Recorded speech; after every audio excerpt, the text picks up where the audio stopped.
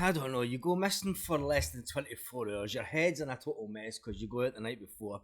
And I knew that birthday party would scramble my head. I even said to the missus yesterday after I recorded the video, what day was it?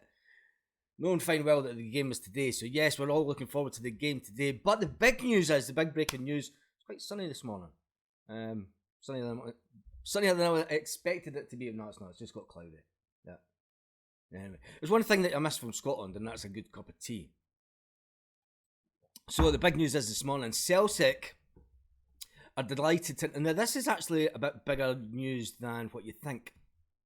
The implications of this guy joining the Celtic board are on the international stage is... I'm going to put it up there as phenomenal. I think this is going to be probably one of the most shrewdest appointments that the Celtic board have made in recent years. Obviously, the big one was obviously bringing Nicholson in, promoting Nicholson, and then bringing in Mark Lawwell from the City Football Group. And Mark was obviously, he was a big player in the City Football Group, and bringing Mark Lawwell into the club was big enough.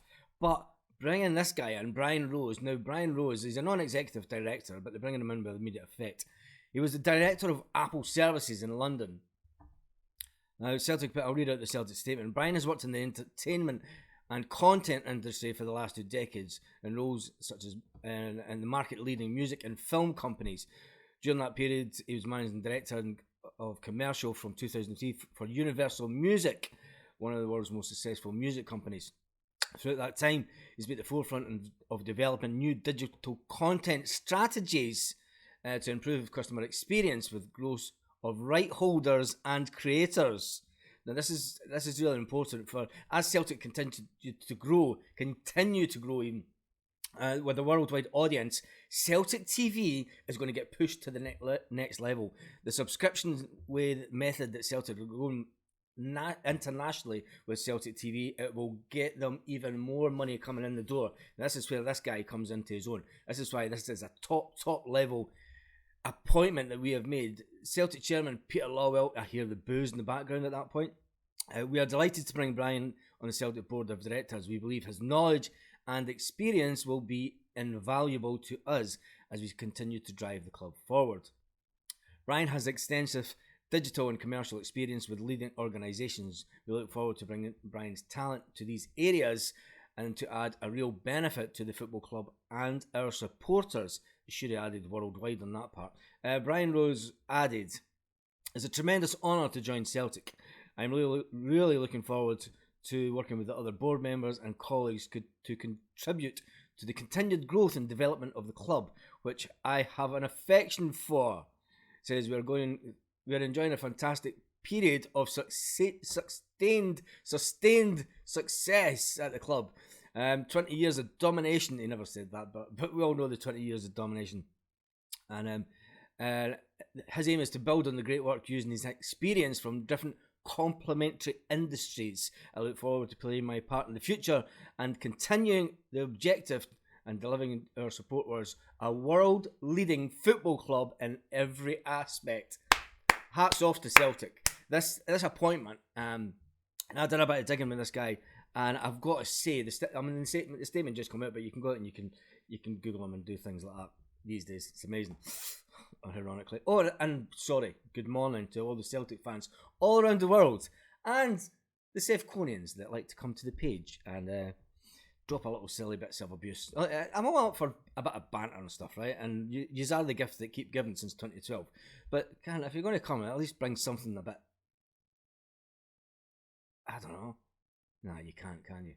Anyway, what about them? Leave them. Anyway, I think that bringing this guy in is a fantastic move for the global brand. Global brand Celtic is going to take Celtic to the next level. We're not going to get into a Northern European league. The Champions League is going to give us a certain amount of success. The club needs to build and has been building worldwide. And I think bringing this guy in with the industries that he's worked with and the platforms that he's worked with as well, wait for some serious things. And you see it. I've seen it over the last year on Celtic TV. Celtic TV and the Celtic YouTube channel and everything was a complete, just 4 years ago. It was a joke. You have to say it was a joke. They have upped their game. They've got video editors in that are phenomenal. They've got guys that know their stuff. I mean, it's a big team. I would actually love to interview them. I may actually see if we can make that happen. Interview the guys behind the media team. That would be something for the support to understand the enormity of what actually goes on at the club. It's not just the case that there's one guy sitting doing everything or doing, that it's like they have a complete team, and it would be great to see behind that. Anyway, moving on, bringing this guy in is a massive step for Celtic. It will take us to a total different level globally. It will. It's just wait and see. Anyway, let's get to the transfer news. What's been going on in the last 24 hours? There's been a few. The Fabian Ryder story keeps on going on, but it came from Mark Hendry, who kind of writes for The Sun, so I'm not going to look into it too much until anything is announced. But it has been said that Brendan Rodgers is working on different things in the background. So he's also been talking about Rio Hatate. He was talking about Rio Hatate, and Rio Hatate, he says he watched Celtic in the Champions League last season, and he says Rio will have gained invaluable experience from playing against the players he did and the best teams in the best stadiums last season. Going up against world-class players helped. I watched the Champions League games last season, and Rio was excellent against Real Madrid at home. He was very good. These experiences just enrich you and help your personal development as a player. No doubt he'll benefit from more of that this season. Rio is physically very good, and he's in his great physical condition. He's quick and technical and very good. The opening few weeks I've seen the tactical areas as well. He's one that I'm looking forward to working with more.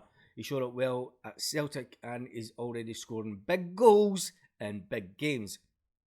I can imagine there's been interest for him, but it's always good for our players.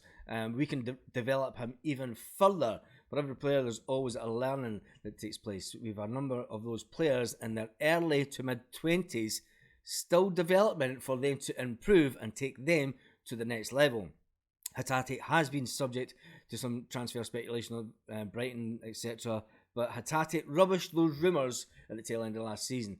And it was also expected that the ex-Celtic manager, now the Spurs manager, would come in for him.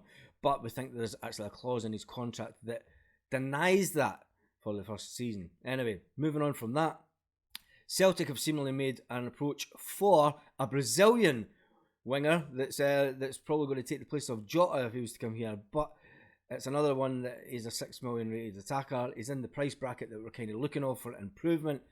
Santos Ferreira. From Jeremo. I mean, we never usually do that well with players that come from Brazil. So we'll see what happens with this one. We'll see how it plays out. It is just speculation. Burnley are meant to be in see when they start saying, Burnley are looking at them. That's when you've got to think, is it really somebody that Celtic are looking at, or is it just the press and bloggers and such trying to get a little click-through rate? The Fabian Ryder one, Mark Hendry has said that Celtic have made contact, but he's had offers from other teams, so we'll see what happens with that. I think Celtic will still go down the road of bringing out names that are way far off the mark, and they'll announce them. Obviously, we know the ones from South Korea that are going to be that have signed, and Celtic. We're just waiting on Celtic putting out that news. So who's all around after the game today? Because I might do a little live depending on the time. And yes, I am back in the homeland, which is fantastic. Back seeing family, and I'm going to try and do a few things whilst I'm home.